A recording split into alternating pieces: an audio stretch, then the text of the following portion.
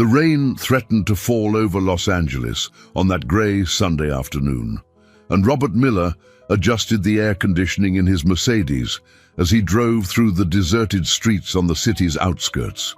At 52, he had built a financial empire few could imagine. But at that moment, he just felt like a tired man heading home after another business meeting that had run longer than planned. The GPS was showing an alternate route due to traffic, taking him through neighborhoods he rarely visited. Simple houses lined the potholed sidewalks, and Robert watched through the armored window as a world that seemed to exist on another planet passed by. So distant was it from his reality of penthouses and mirrored office buildings.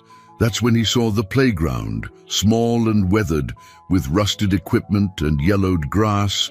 The place was completely deserted except for a solitary figure that made his heart ache in an inexplicable way. A girl of about 7 was on the swing set, all alone, her small feet barely grazing the ground. What caught his attention most was the faded pink party hat on her head and the simple dress she wore, a stark contrast to her eyes, red and swollen from crying. Robert slowed the car, something stirring inside him that he didn't understand. There was something about the scene that transported him to long-buried memories of his own childhood, hiding in the empty rooms of silent mansions, waiting for parents who never came home. Unable to explain why, he parked the car and walked toward the playground. The girl looked up as he approached, and Robert saw a sadness so profound it made his throat tighten. For a moment, they just looked at each other in silence. Two completely different worlds connected only by that melancholy afternoon. "Hi," he said softly, crouching down to her level. "Why are you crying?" The girl wiped her nose on the back of her hand, hesitating before answering in a small, broken voice. "Nobody came to my birthday." The words hit Robert like a punch to the gut. He looked again at the faded party hat, at the dress that had clearly been chosen with love for a special occasion, and felt something inside his chest crack. How many times had he waited for guests who never showed up, in rooms decorated by staff while his parents were away on business trips? "When was your birthday?" he asked, his voice coming out hoarser than he intended. "Today," she replied, and a fresh tear rolled down her rosy cheek. "My mom made a cake and everything, but nobody wanted to come." Robert felt a fury build inside him, not at the girl, but at a world that allowed a child to spend her birthday alone and crying in a neglected park. At the same time, a compassion he thought he had lost decades ago began to awaken, like a plant re-emerging after a long winter. "What's your name?" he asked. "Anna," she answered, wiping her face again. "What's yours?" "Robert," he said, formally extending his hand before realizing how ridiculous that was. The girl shook it with her small, cold fingers, and Robert felt a connection he hadn't experienced in years. A cold wind blew between them, carrying the smell of imminent rain. Robert looked at the dark sky and then back at the girl, who had started swinging slowly again, as if she had given up all hope that the day could get any better. A decision began to form in his mind, something completely impulsive and out of character for his usually controlled self. For the first time in decades, Robert Miller was about to act with his heart instead of his head, without calculating risks or consequences. "Anna," he said, surprising himself with his own courage, Do you think I could come to your birthday party?" Anna's eyes filled with tears again, but this time there was something different in them, a timid glimmer of hope that made Robert's heart race. She stopped swinging and looked at him with an intensity that unnerved him. "You can," she whispered, so quietly he almost didn't hear.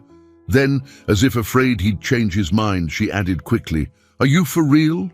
You're not kidding?" "I'm not kidding," Robert assured her, surprised by his own sincerity. "Where's the party?" Anna carefully slid off the swing and pointed toward one of the narrow streets leading away from the park. "It's close," My house is small. It's not pretty like the houses on TV, but my mom made chocolate cake." As they walked together, Robert noticed how the girl constantly adjusted her party hat, as if making sure she was still presentable. Her shoes were old but clean, and the dress, though simple, had clearly been ironed with care. There was a touching pride in how she had prepared for her own birthday. "How old are you today?" he asked, trying to keep the conversation light. "7, Anna replied, holding up all the fingers on her right hand and 2 on her left. "My mum says I'm a big girl now." Robert smiled involuntarily. It had been so long since he'd talked to a child that he'd almost forgotten how differently they saw the world, with a mixture of innocence and wisdom that adults lost along the way. They turned onto a narrow street where the houses were even simpler, some unfinished, others clearly cobbled together with whatever their owners could find over time.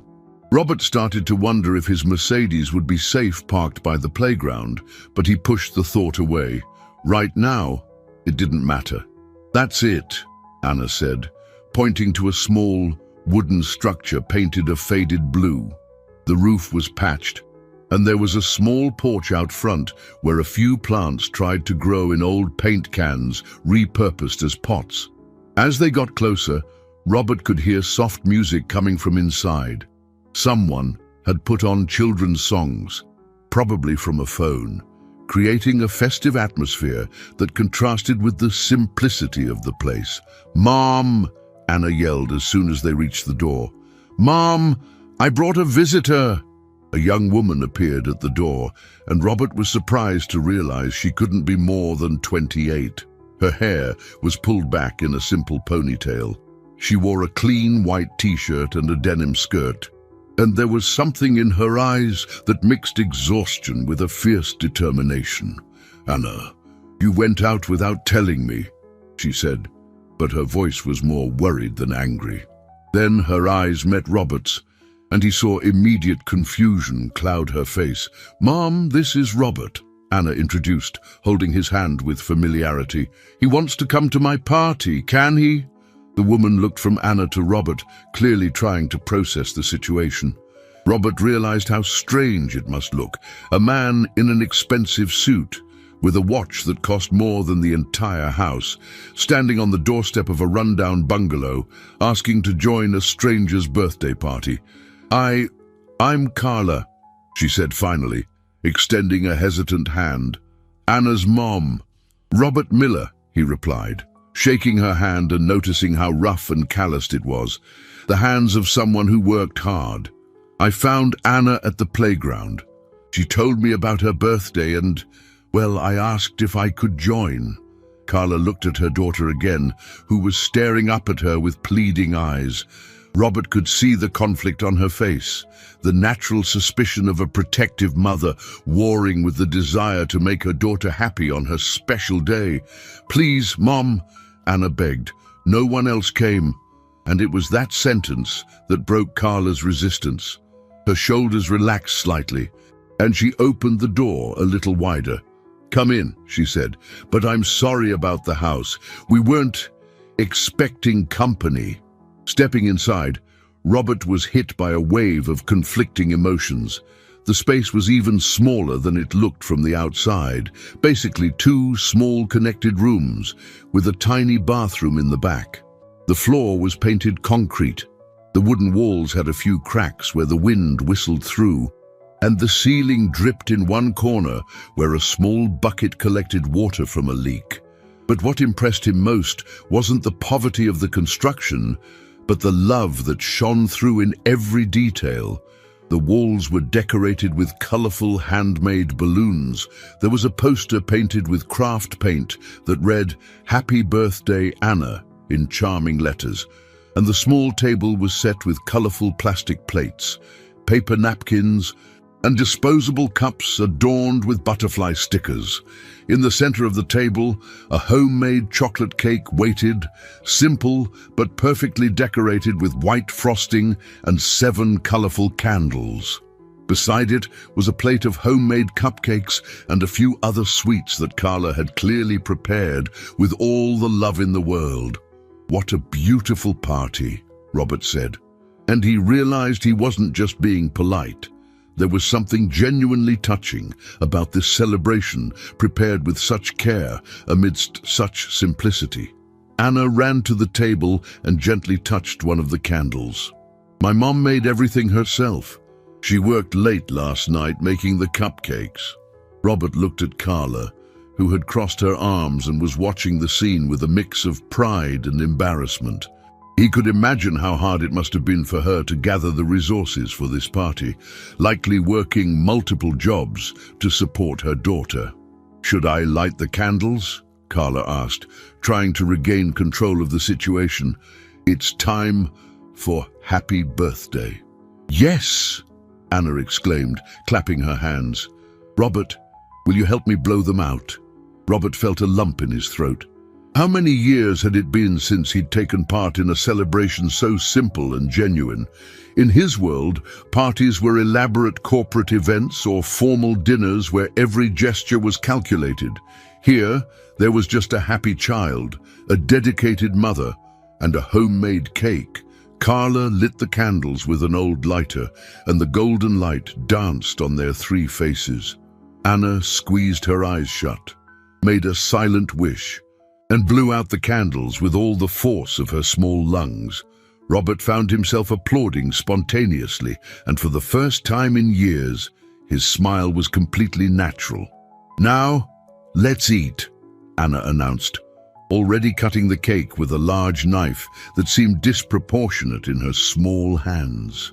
Robert accepted a slice of cake on a pink plastic plate and took a bite. It was delicious, moist, with a rich chocolate flavor, and clearly made with basic ingredients but a lot of love. He ate sitting on the floor with Anna, leaning against the wall, while Carla watched them from the single chair in the house. "Is it good?" Anna asked, with chocolate at the corners of her mouth. "It's amazing," Robert replied, and it was true. "Your mom is a great cook."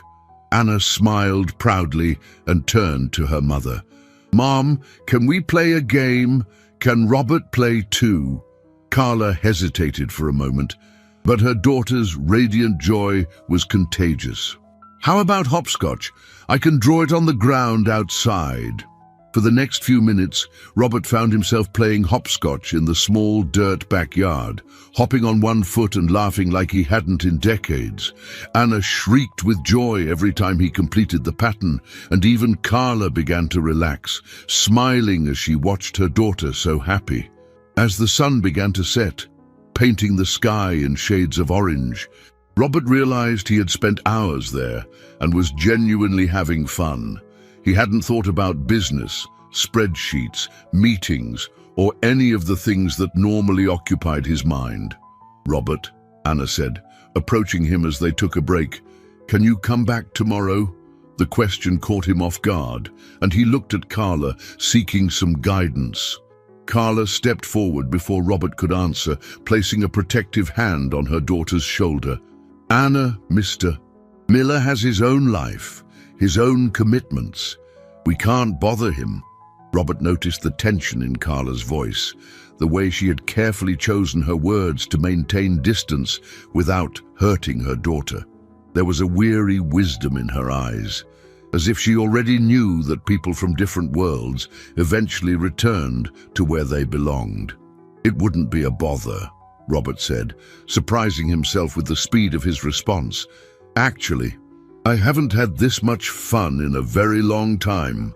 Anna bounced with joy, but Carla's brow furrowed slightly.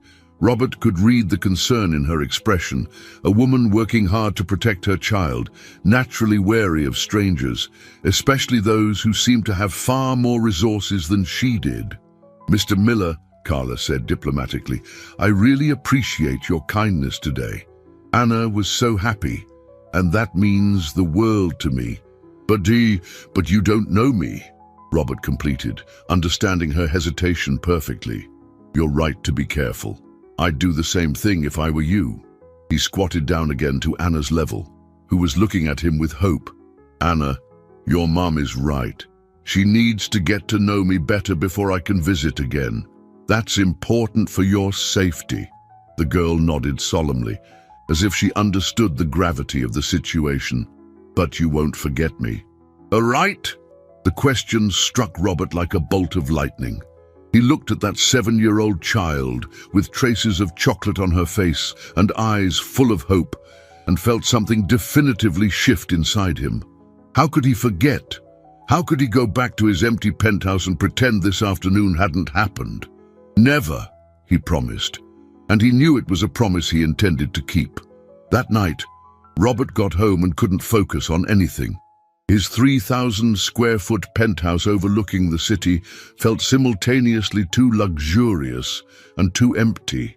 He tried to work, but the spreadsheets on his computer screen blurred into the image of the homemade chocolate cake. He tried to watch television, but all he could hear was the echo of Anna's laughter in his memory. At 3 a.m, he was awake on his balcony, looking out at the city lights and thinking about the difference between having everything and having what truly matters. For the first time in years, Robert Miller questioned if he had built the right life. On Monday morning, he arrived at his office with an idea that his employees would find completely insane. He called a meeting with his corporate events team and presented a plan that left them speechless. "I want to rent out the entire 6 Flags for a private children's party," he announced, referring to the most exclusive amusement park in the region. "Mr. Miller," his assistant and Sandra said, trying to hide her surprise, "a private buyout of 6 Flags costs over $100,000. Is this for a special corporate event?" "No," Robert replied simply. "It's for a 7-year-old girl's birthday." The silence in the room was absolute. Robert could see the looks exchanged between his employees, the confusion on their faces. He admitted to himself that the idea sounded absurd, but something inside him insisted it was exactly what he needed to do. "I want it for next Saturday," he continued, ignoring the perplexed expressions around him. "The works, decorations, food, rides, the best of everything. And I want you to send personalized invitations to her entire school class." "Sir," his CFO, Marcus, tried to intervene. "Perhaps we should discuss this more calmly." "There's nothing to discuss," Robert cut him off firmly. "I want everything arranged by Thursday. The girl's name is Anna. She's 7, and she attends Northwood Elementary School. Find out who her classmates are and get those invitations sent out." After the meeting, Robert was alone in his office, looking out the window at the city below. He knew he was acting impulsively, in a way completely contrary to his calculating nature, but for the first time in decades, it didn't bother him. He was about to discover that not all battles could be won with money alone. On Tuesday, Sandra returned to Robert's office with a worried expression he knew well. It was the look she used when there were problems money couldn't easily solve. "Mr. Miller," she began, consulting her notes, "I was able to locate Northwood Elementary and spoke with the school office. There are some complications." Robert stopped reading his reports and gave his assistant his full attention. "What kind of complications?" The principal, Ms. Margaret Price, refused to provide the list of students in Anna's class. She said it's against school policy to share students' personal information with third parties, even for apparently benevolent purposes. Robert frowned. In his corporate world, bureaucratic hurdles were easily removed with the right connections or suitable compensation, but he was dealing with a different universe now, one with different rules. "Did you offer to set up a meeting with me?" he asked. Sandra hesitated. "Yes, but, sir, I need to tell you the rest. When I mentioned your name and explained the party, her reaction was very strange. It seemed almost suspicious." "Suspicious how?" "She asked a lot of questions about your intentions, about how you met Anna, about why a businessman would be interested in throwing a party for a child from a low-income family. When I explained it was just a kind gesture, she said that gestures like that always have a price, and that she needed to protect her students. Robert felt a wave of indignation rise in his chest. How could anyone question a genuine act of generosity? But at the same time, a rational part of his mind understood the principal's position. In a world full of people with bad intentions, suspicion was a form of protection. "Set up the meeting," he said finally. "I want to speak with this principal personally." "I've already scheduled it for Thursday at 3 p.m., Sandra informed him. "But sir, there's one more thing. I managed to get some information from the secretary. Apparently, Anna doesn't have many friends at school. She's, how can I put this, an isolated child." Robert's heart ached. Isolated how? The staff member didn't want to go into detail, but she implied that Anna is bullied because of her family's financial situation. The other children avoid her, and some parents don't allow their kids to get close to her. That's why no one went to her birthday. The silence that followed was heavy. Robert propped his elbows on the desk and ran his hands over his face, processing the information. The image of Anna alone in the park took on an even more painful dimension. It wasn't just a party gone wrong. It was a reflection of daily isolation. "Is there anything else I should know?" he asked, bracing himself for more bad news. Sandra consulted her notes again. Six Flags is confirmed for Saturday, but they require a 70% deposit by tomorrow. And, sir, I took the liberty of doing a little research on Anna's family. Robert looked up, interested. Carla Evans works as a cleaner in 3 different places, an accounting firm in the morning, a vet clinic in the afternoon, and she cleans offices at night. She supports her daughter alone. Anna's father is not in the picture. They've been living in that wooden house for 2 years, ever since they were evicted from their last apartment for non-payment. The information hit Robert like a series of punches. He thought of Carla, so young and working so hard to provide her daughter with dignity, and felt a deep admiration for her strength. "Sandra," he said, a new determination shining in his eyes, "I want you to prepare a complete dossier on me to present to the principal. Personal references, background checks, company certificates, everything you can find to prove I'm a trustworthy person." "Yes, sir. Anything else?" Robert stood up and walked to the window, observing the bustling city below. "Yes. I want you to find out the names of every student in Anna's class. If the school won't cooperate, find another way." "Sir, that might be legal," Robert completed. "Find a legal way. There's always a way." When Sandra left, Robert remained at the window, but his thoughts were miles away, in a small house where a brave little girl faced the rejection of her peers every day. Northwood Elementary was an older but well-maintained building with pale yellow walls and a yard where children played during recess. Robert arrived 15 minutes early, driving his most discreet sedan and wearing a simple suit, trying not to draw unnecessary attention. The secretary, a grey-haired woman, received him with polite but cool formality. Principal Price will see you in a few minutes. Please have a seat." Robert sat on a plastic chair in the hallway and watched the school's activity. Teachers passed by carrying stacks of papers. Children ran down the halls despite pleas to walk, and there was a constant buzz of life and learning that made him smile involuntarily. That's when he saw her. Anna came down the stairs holding a young teacher's hand, carrying a backpack that seemed too big for her small frame. She walked with her head down, and Robert noticed that other students deliberately avoided her, some even making low comments that he couldn't hear, but that clearly hurt her. When Anna saw him, her face lit up completely. "Robert!" she shouted. Letting go of the teacher's hand and running toward him, Robert hugged her, feeling how she clung to him tightly, as if he were a safe harbor in a stormy sea. "Hi, Anna. How was school today?" "Better now that you're here," she replied, and the honesty of the answer broke his heart. The teacher approached, clearly confused by the scene. "Anna, do you know this gentleman?" Before Robert could answer, the principal's firm voice echoed down the hall. "Mr. Miller, I'm Margaret Price. Shall we talk?" Robert said goodbye to Anna with a promise to talk soon and followed the principal to her office. Margaret was a woman in her 50s, with short hair and an expression that mixed authority with exhaustion. Her office was small but organized, with diplomas on the wall and a class photo on her desk. "Mr. Miller," she began as soon as they sat down, "I need to be direct.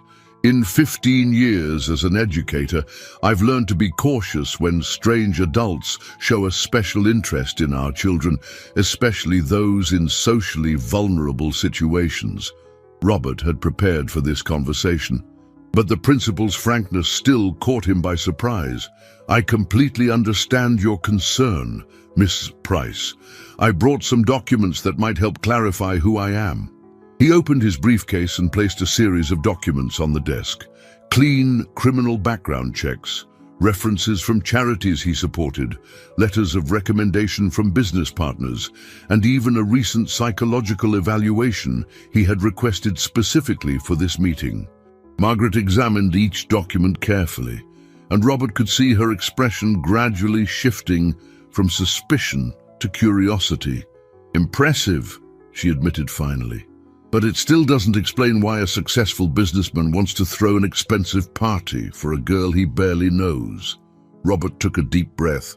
He had decided to be completely honest. "Because she reminded me of myself as a child, because I saw in her a sadness I know all too well, and because I believe every child deserves to feel special at least once. You had a difficult childhood. I had a lonely childhood," Robert corrected. "Materially, I never lacked for anything.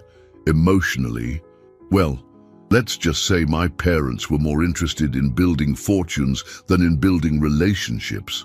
Margaret leaned back in her chair, studying him intently. "And now you want to make up for that by helping Anna?" "Maybe," Robert admitted. "Or maybe she's helping me more than I'm helping her. I'm not sure, Ms. Price. I just know that when I saw her crying alone in that park, something inside me woke up." The silence that followed was long. Margaret drummed her fingers on the desk, clearly weighing her options. "Mr. Miller," she said finally, "I'm going to be honest with you. Anna is a special child, smart and resilient, but she faces discrimination here because of her family's socio-economic status. Some parents..."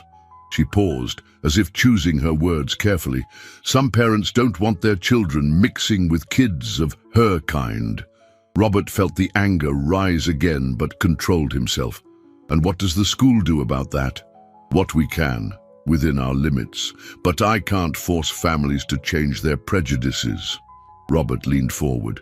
"Ms. Price, I want to throw this party not just for Anna, but to show these kids and their parents that she deserves respect and friendship as much as any other child. Can I have your cooperation?" Margaret was silent for long seconds, studying Robert with an intensity that made him feel like he was undergoing a test he wasn't sure he could pass. Finally, she sighed and opened a desk drawer.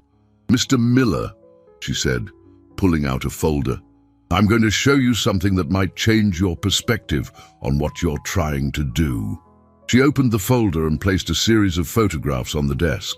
Robert leaned in for a better look and felt his stomach turn.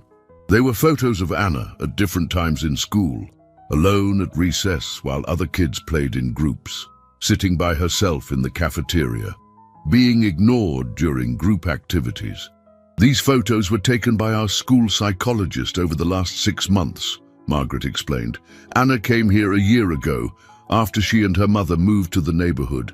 At first, she tried to fit in like any child would, but..." She moved to the next photo where Anna was clearly crying in the school bathroom. The parents started to complain. They said they didn't want their kids mixing with children from broken homes. Some went as far as to expressly forbid their children from playing with her. Robert felt a wave of nausea. How could they do that to a child? It's more common than you think, Margaret replied sadly. And now, Mr. Miller, imagine what will happen when these same parents find out that a millionaire businessman is throwing an exclusive party for Anna. What will they think? What will they say? Robert began to understand where she was going. They'll say I have questionable motives. Exactly, and not just that. Margaret stood up and walked to the window. They'll use it as one more reason to isolate Anna even further. They'll say she's different, that she attracts some strange types, that it's dangerous to let their kids near her. The silence in the room was deafening. Robert looked again at the photos of Anna alone and felt his carefully laid plan crumble before his eyes. For the first time, he began to question whether his attempt to help could, in fact, harm the girl even more. "So what do you suggest I do?" he asked. Genuinely lost, Margaret returned to her chair and faced him directly. "Honestly, give up. Leave Anna alone and get on with your life. I know it sounds cruel, but sometimes the best way to help is not to interfere." Robert leaned back in his chair, processing the principal's words. Part of him knew she was right, that his interference could bring more problems than solutions, but another part, a part that had awakened that afternoon in the park, refused to accept that a child should continue to suffer simply because the world was unjust. "And if I found a different way to help?"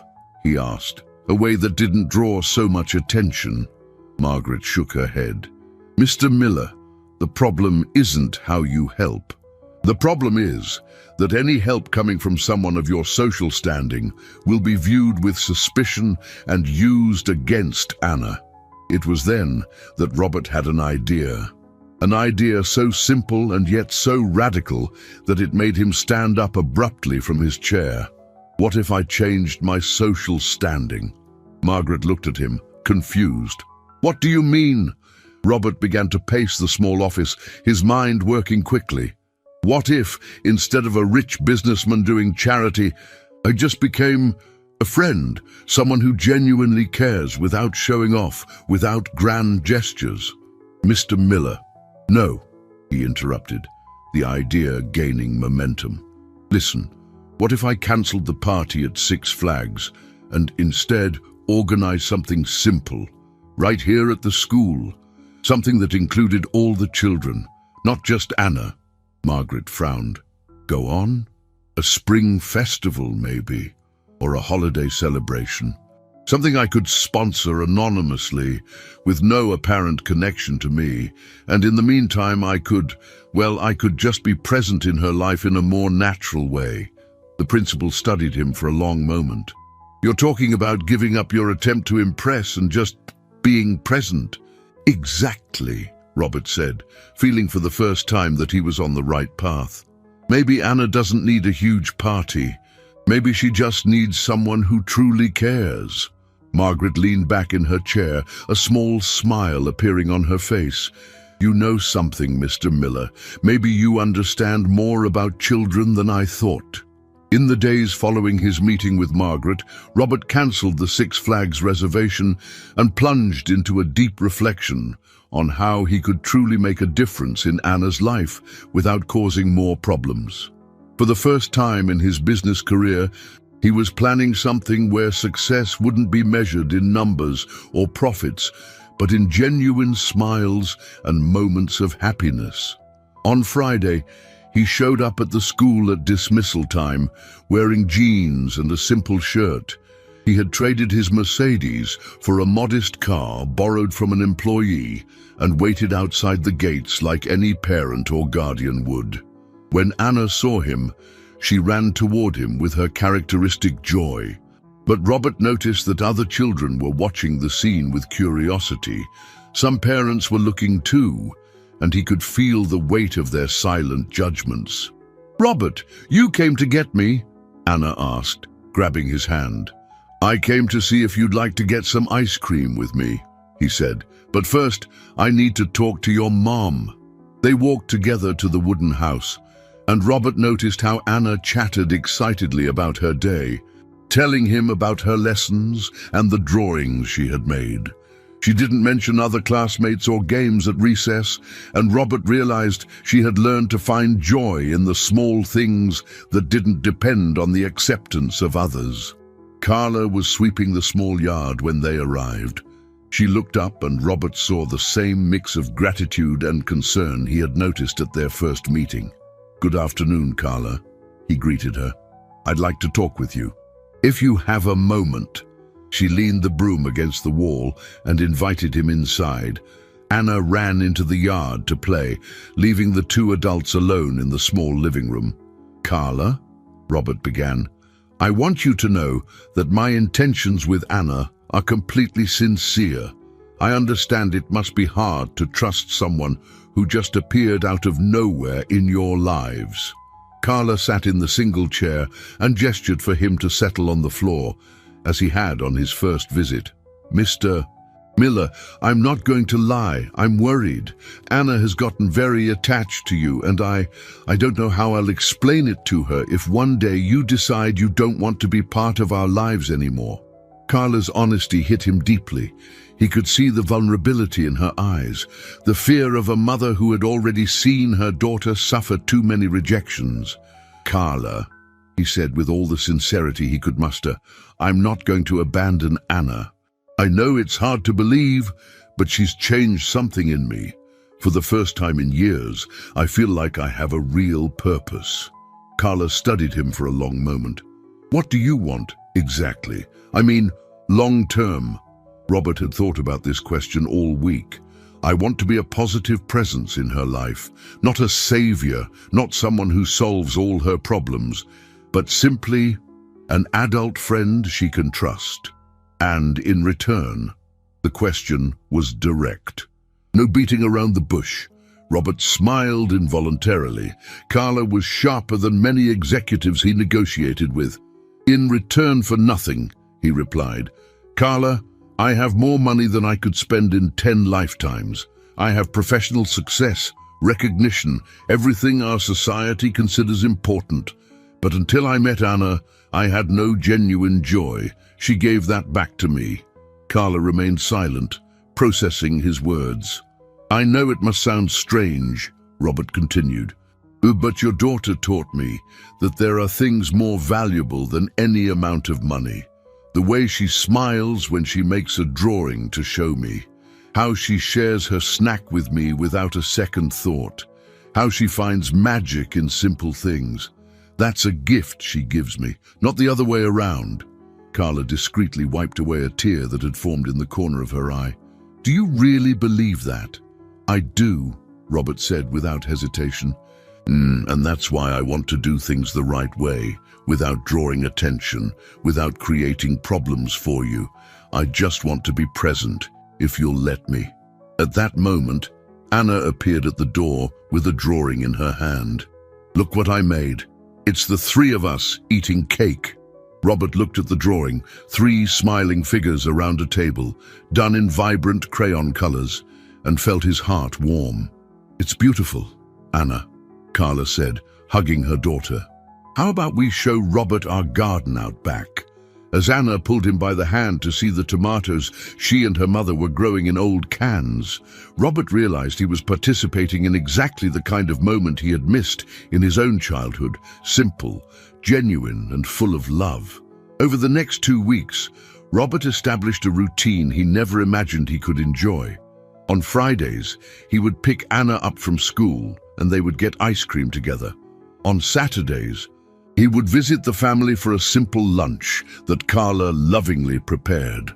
On Sundays, he would sometimes take Anna for a walk in the park where they had met, always returning before dusk. For Robert, these moments became the most precious of the week. Anna had developed a habit of preparing little gifts for him, colorful drawings, flowers picked from the yard, or made-up stories she would tell with adorable seriousness. In return, he taught her about the plants in their small garden, helped with her homework, and listened patiently to her imaginary adventures. Carla, initially cautious, began to relax in his presence.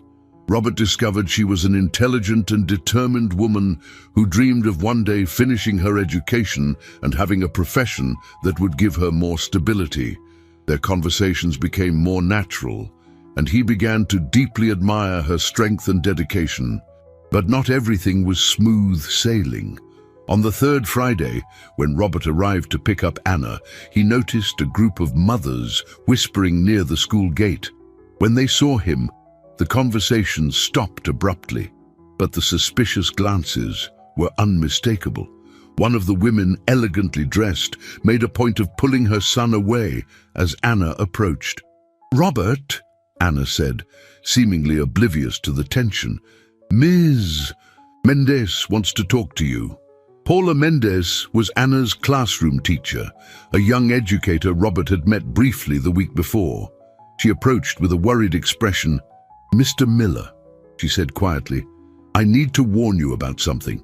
Some of the parents are asking questions about you." Robert felt a pit in his stomach. What kind of questions? They want to know who you are, why you're always here, what your relationship with Anna is. Felipe's mother even suggested the school should run a background check on you.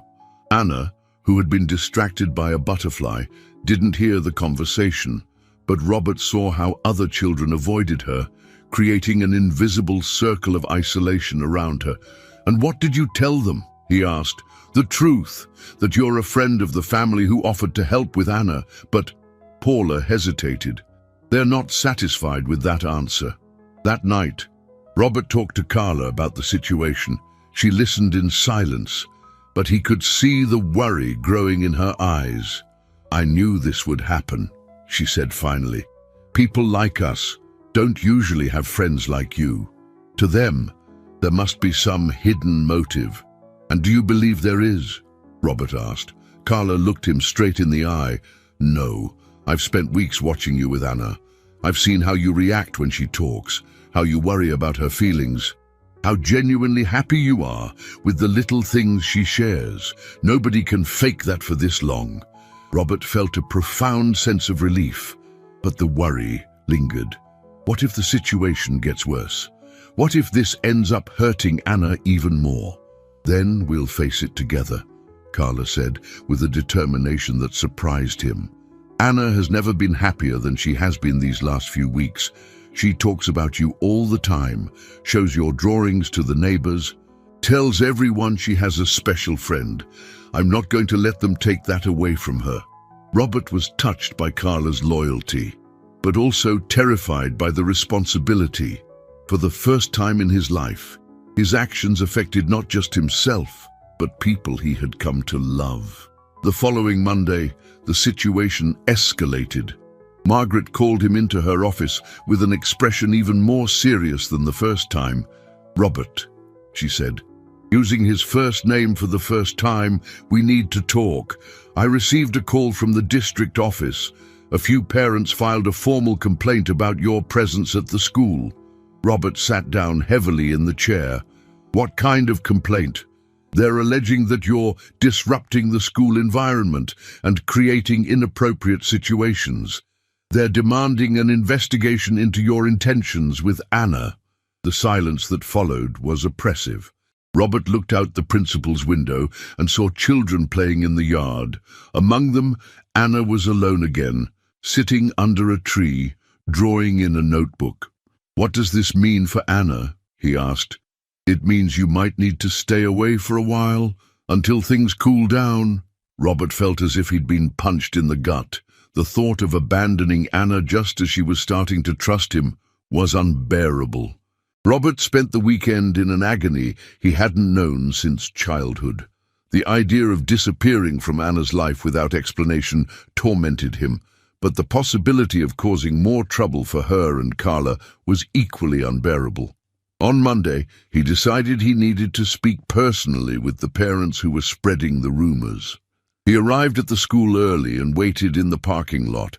It didn't take long to identify the group, 3 elegantly dressed women chatting animatedly next to luxury cars. Robert took a deep breath and approached.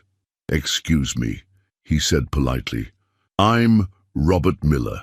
I believe you have some concerns about my friendship with Anna Evans. The three women turned, and Robert saw surprise and embarrassment on their faces. One of them, a blonde with short hair, recovered first. "Mr. Miller," she said with a forced smile. "I'm Trish Wallace, Felipe's mother. It's nice to meet you in person." "Likewise," Robert replied. "I'd like to clear up any misunderstanding about my intentions with Anna." Trish exchanged glances with the other women. "Mr. Miller, please understand our position. It's unusual to see a businessman take such an interest in a child from, well, a family in such a different situation from your own." Robert remained calm, despite his growing irritation. And what would be the problem with a successful person helping a child in need? "There's no problem at all." Another woman, a brunette with stylish glasses, chimed in. "I'm Heather Brooks, but understand we have young children here. We have to be cautious." "Cautious about what exactly?" Robert asked, his patience wearing thin. The women looked at each other again, clearly uncomfortable with the direct confrontation. It was Trish who finally answered, her voice taking on a harder edge. "Mr. Miller, we've looked into you. We know you're divorced, no children, extremely wealthy. It doesn't seem natural for someone in your position to develop this kind of affection for a needy little girl." Robert felt his blood boil. "What are you implying, exactly?" "We're not implying anything," Heather said quickly. "So, we're just questioning the motives behind so much interest." "And what if I told you that Anna reminds me of myself as a child, that I see in her the loneliness I felt and want to help her overcome it?" Trish laughed humorlessly. "Please, Mr. Miller, men like you don't do charity for sentimental reasons. There's always something else going on." Robert realized he was fighting a losing battle. No matter what he said, these women had already made up their minds. Worse, he was beginning to suspect there was something more behind their hostility. "May I ask how you obtained information about my personal life?" he questioned. The three looked at each other again, and Robert caught a flash of guilt in their eyes. "The information is publicly available," Trish said evasively. "Not all of it," Robert pressed. "My marital status, for example, that requires a more targeted search." It was then that Heather made the mistake of glancing at the phone in her hand. Robert followed her gaze and saw a messaging app screen with a group chat titled R. Miller Investigation. "You created a group chat to investigate me?" he asked, incredulous. "We created a group to protect our children," Trish answered defensively. Robert felt a mix of anger and sadness. "And you think you're protecting your children by teaching them that it's suspicious to show kindness, by showing them they should distrust any gesture of generosity. We're teaching them to be realistic," Heather said. "The world isn't a fairy tale, Mr. Miller." "You're right," Robert agreed, his voice growing colder. "The world isn't a fairy tale. It's a place where a 7-year-old girl cries alone in a park because no one showed up for her birthday. It's a place where adults create group chats to attack someone who's trying to make a child smile." The women fell silent, but Robert wasn't finished. "You want to know the truth about my motives? Anna taught me that I had forgotten how to feel genuine joy. She showed me that there are things more important than money and success. And now you want to take that away from her because you can't believe that kindness can exist without strings attached." Robert turned to leave, but stopped and looked back at them one last time. "You should know you're not protecting your children. You're teaching them prejudice, suspicion, and cruelty. And one day, when your children need the kindness of a stranger, I hope they find someone better than you." 3 days after the confrontation in the school parking lot, Robert discovered the situation had deteriorated far beyond what he had imagined. Sandra arrived in his office on Thursday morning with a look of panic he had never seen before. "Mr. Miller," she said, placing a tablet on his desk, "you need to see this." On the screen was a post on a local social media network that made Robert feel as if the floor had disappeared from under his feet. The post, shared hundreds of times, showed a photo of him leaving the school with Anna, accompanied by a caption that read, "Obsessive millionaire stalks underprivileged child. Parents allege suspicious behavior. Demand investigation." Robert read the comments with growing horror. Malicious speculation about his intentions multiplied, each more cruel than the last. Some people had even shared his personal information, including his company's address. "How did they get this photo?" he asked, his voice hoarse. Probably someone at the school," Sandra replied. "Sir, there's more. Your ex-wife called this morning." Robert looked up, surprised. He and Valerie had divorced 5 years ago after a loveless marriage that lasted only 3 years. They rarely spoke, except through their lawyers. What did she want? She said she saw the post and that, well, she's concerned about your reputation. She mentioned something about the divorce settlement and how this scandal could affect the business. Robert understood immediately. Valerie received a substantial alimony payment based on the success of his companies. If his reputation was ruined, it would directly affect the payments she received. At that moment, his phone rang. It was Carla, and there was panic in her voice. "Robert, you need to come here now," she said, crying. Something terrible happened. Robert dropped everything at the office and rushed to the wooden house. He found Carla in the yard, hugging Anna, who was sobbing convulsively. The girl's face was red, and tear tracks stained her cheeks. "What happened?" he asked, kneeling beside them. "At school," Anna managed to say between sobs. "The kids, they said you're a bad man who's going to hurt me." Robert felt as if he'd been physically struck. He looked at Carla, who was just as devastated. "The mothers showed the post to their children," Carla explained bitterly. "They've turned Anna into a freak. The kids are scared of her now. They say she attracts dangerous men." "Miss Mendez tried to defend her," Anna continued, "but the kids wouldn't listen. At recess, nobody would play with me. They said if they played with me, you might show up and Anna couldn't finish the sentence. Breaking down into sobs again, Robert hugged her, feeling his own tears burn his eyes. "Anna," he said softly, "look at me." The girl lifted her red-rimmed eyes and met his gaze. "You know I would never, ever hurt you, don't you?" Anna nodded vigorously. "I know, but they don't. And now they're scared of me." Robert looked at Carla over Anna's head and saw in her eyes the same thought that was running through his own mind. Maybe it would be better if he stayed away. "Carla," he said quietly, "maybe we should—" "No," she interrupted firmly. "We're not going to let them win. Anna, do you want Robert to go away?" Anna clung to Robert fiercely. "No, I don't."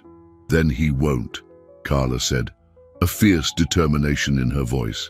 "Robert, these people are trying to tear us apart because they can't accept that someone can just be good. But if you give up now, they win. And Anna learns that the people we love can abandon us when things get hard." Robert looked at the two of them. A young woman who had faced unimaginable adversity and kept fighting, and a little girl who had suffered rejection after rejection, but could still love without reservation. They were willing to fight for him, just as he was willing to fight for them. "Then we fight," he said, embracing them both. "But I have to warn you, it might get a lot worse before it gets better." "I don't care," Carla said. "Anna deserves to have people in her life who care about her. And you deserve to be happy," Anna added, looking up at Robert with a wisdom that shouldn't exist in someone so young. At that moment, Robert knew there was no turning back, regardless of the consequences. He would not abandon these two people who had become his chosen family. The weekend that followed was the hardest Robert had ever faced. The social media posts continued to spread, and he discovered the situation had breached the school's boundaries, even affecting his business. 2 major clients cancelled meetings, citing image concerns, and some of his own employees started looking at him differently. On Monday morning, Sandra informed him that Valerie had scheduled an urgent meeting with him for that afternoon. Robert knew it wouldn't be a pleasant conversation. Valerie arrived at the office dressed in a flawless power suit, her blonde hair perfectly coiffed, and an expression of cold determination Robert knew all too well. She had been like that throughout their entire marriage, calculating, concerned only with appearances and social status. "Robert," she said, sitting in the chair opposite his desk without being invited, "we need to resolve this ridiculous situation before it ruins everything we've built." "We didn't build anything, Valerie," Robert replied. "We've been divorced for 5 years, and you still pay me a substantial alimony based on the success of your companies," she retorted. "If your reputation is destroyed because of this sick obsession with a child, my financial security will be affected too." Robert felt the anger rise. "Sick obsession? I'm helping a child who needs support." Valerie laughed humorlessly. "Robert, wake up and smell the coffee. You're a 52-year-old, divorced, childless man, spending all your free time with a 7-year-old girl from a dirt-poor family. How does that sound to you?" "It sounds like compassion, something you never understood." "Compassion?" Valerie leaned forward, her eyes glinting with malice. "Or is it a pathetic attempt to fill the void you feel from never having had children of your own?" The remark hit Robert like a slap in the face. It was true that he had always wanted children, but Valerie had always refused, claiming a pregnancy would derail her modeling career. "Leave Anna out of this," he said, his voice dangerously low. "Anna?" Valerie repeated the name with disdain. "You call her by her first name, as if she were your daughter, Robert. Don't you see how sick that sounds?" Robert shot up from his chair, but Valerie continued, relentless. "You know what I think is happening. You're having a midlife crisis and using this poor child as a way to feel important, needed. You're playing daddy at the expense of a vulnerable family." "Enough," Robert said, his voice cutting through the air like a blade. "No, Robert. Now you're going to listen to me." Valerie stood up too, facing him directly. "I organized this social media campaign. I convinced those mothers to investigate you, and I will keep going until you stop this charade." The silence that followed was deafening. Robert looked at the woman who had been his wife and saw a stranger with a heart of ice.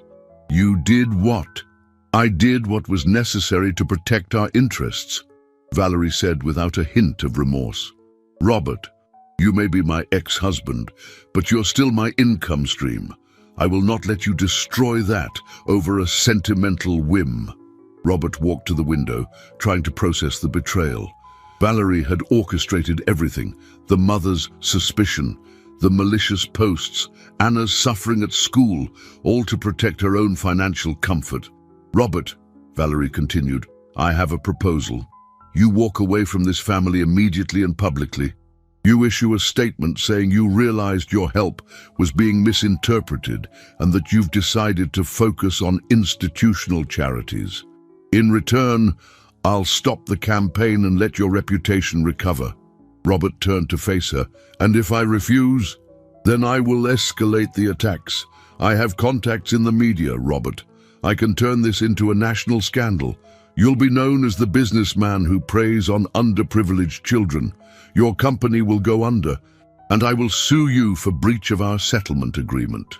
Robert realized he was at a crossroads. He could give in to Valerie's threats and protect his career and reputation, but that would mean abandoning Anna and Carla just when they needed him most. Or he could fight, knowing the price would likely be losing everything he had built professionally. He thought of Anna crying in the yard, of Carla's words about not letting them win, of the promise he had made to never abandon that special little girl. "Valerie," he said finally, his voice calm but resolute, "my answer is no." Robert's refusal left Valerie visibly furious. She stormed out of his office, promising he would regret it, but Robert had already made a decision that would change everything. If Valerie wanted to use the media as a weapon, he could play that game too.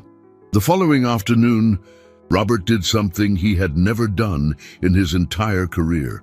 He called a personal press conference, not to talk about business or product launches, but to defend his honor and protect Anna. The event hall in his corporate building was packed. Journalists from various outlets attended, some curious, others clearly expecting a scandal. Robert stepped up to the podium with a folder in his hand and a determination that surprised even his closest staff. "Ladies and gentlemen of the press," he began, his voice firm and clear, "I have called this conference to address the malicious accusations that have been circulating about my relationship with a 7-year-old child named Anna Evans." A murmur went through the hall. Robert opened the folder and took out a series of documents.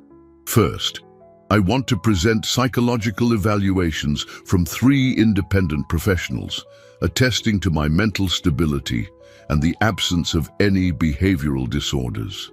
Second, I have here updated clean background checks and a private investigation I commissioned on myself so that all of you have access to the same facts." He paused, observing the surprised faces in the audience. "But I'm not here just to defend myself. I'm here to expose the truth about who is really behind this smear campaign." Robert played a recording on the sound system. It was the conversation he'd had with Valerie in his office the day before.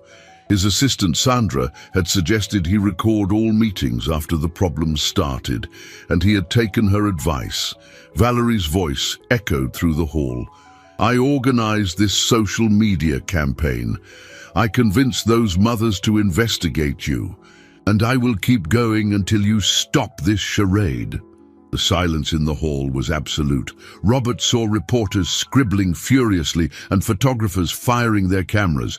"This woman is my ex-wife," Robert explained. "She orchestrated a defamation campaign against me because she fears that any damage to my reputation will affect the alimony she receives. She used the fear and prejudice of a few mothers to attack not just me, but an innocent child." Robert took a deep breath before continuing. "Anna Evans is a 7-year-old girl I met crying alone in a park because no one had shown up for her birthday. She touched me deeply because she reminded me of my own lonely childhood. Yes, I decided to help her. Yes, I became a friend to her family. And no, there is absolutely nothing inappropriate about this relationship." He held up a photo Anna had drawn, enlarged for everyone to see. It was the drawing of the 3 of them eating cake together, with the words, "My chosen family," written in colorful, childish letters. This is Anna's view of our relationship. To her, I'm simply someone who cares, who shows up when I promise I will, who celebrates her small victories and comforts her when she's sad. To me, she's a reminder that pure goodness exists in the world. Robert put the photo down and looked directly at the cameras.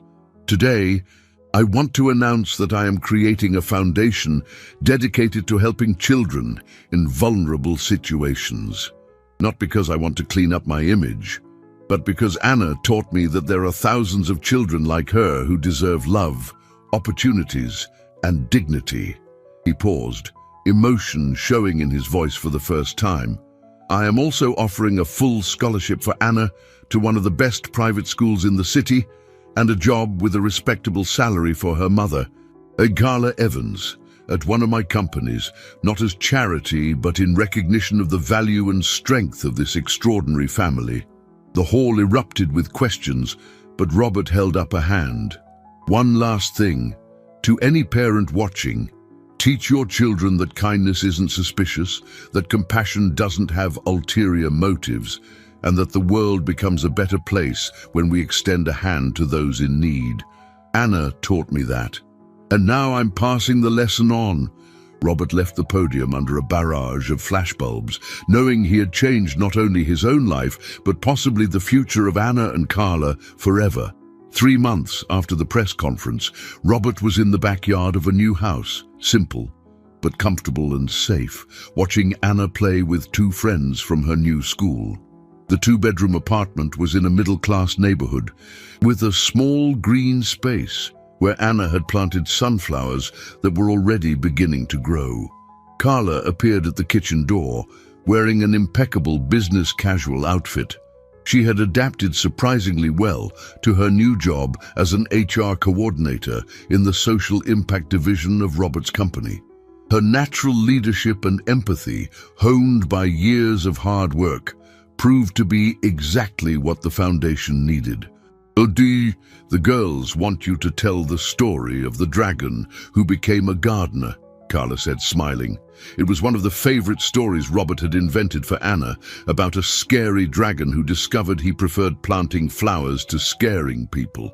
Robert joined the children on the grass, and for the first time in months, there was no tension in the air. The press conference had completely changed the narrative. The exposure of Valerie's manipulations had generated a wave of public support for Robert and Anna.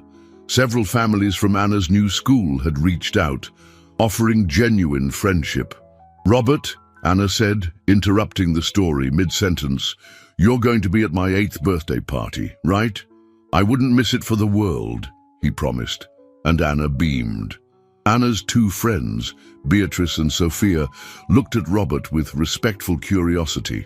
Their families had been among the first to reach out after understanding the true story, and Robert was touched to see how these children accepted Anna without any prejudice. "Uncle Robert," said Beatrice. Anna had taught her friends to call him that. "Is it true you're going to open a school for poor kids?" "Not a school," Robert corrected patiently, "but a foundation that will help kids like Anna get better opportunities. Education, counseling, sports and arts programs." "And can all kids join?" asked Sophia. "All who need it," Robert confirmed, "because every child deserves to have their dreams supported." Anna stood up and hugged Robert tightly. "Thank you," she whispered in his ear, "for not giving up on me." Robert felt tears prick his eyes. In the past few months, he had lost a few prejudiced clients, but gained the respect of partners who admired his courage.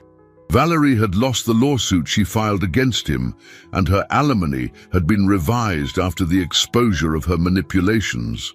More importantly than all of that, Robert had found something money could never buy: a real family and a true purpose. Carla came over and sat beside them on the grass. "Robert," she said, "I want you to know, you didn't just save Anna, you saved me too. For the first time in years, I feel like we have a stable future." "You two saved me first," Robert replied. "Anna taught me that love isn't about blood or legal papers. It's about choosing to be present, especially when it gets hard." At that moment, the sun began to set, painting the sky in golden hues. Anna had gone back to playing with her friends, her laughter echoing through the yard. Robert watched the scene and realized this was the happiness he had been searching for his whole life without knowing it. His company was stronger than ever, now focused on projects with social impact. The Anna Evans Foundation, a name the girl herself had chosen, was already helping 50 families. And every Sunday, Robert, Carla, and Anna gathered for lunch, a tradition they planned to keep forever. As the stars began to appear in the sky, Robert helped put away the toys and got ready to leave. Anna ran up to him with a gift wrapped in colorful paper. "This is just because," she said, handing him the package. Inside was a handmade picture frame with the photo of the three of them at the first birthday they had celebrated together in the small wooden house.